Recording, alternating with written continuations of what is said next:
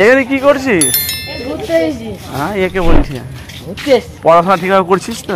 হ্যাঁ, কাজ কাম করতে যাবে না?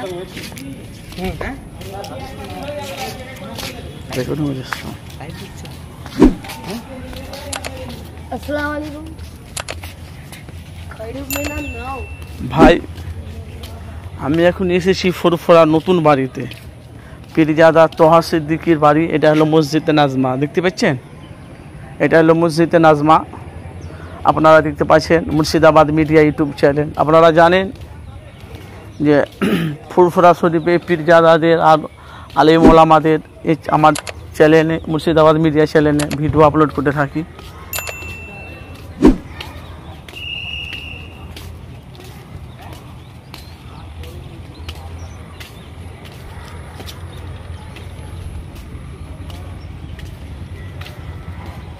এই দেখেন এখন অবধি গাছে আম ধরেছে, দেখতে পাচ্ছেন?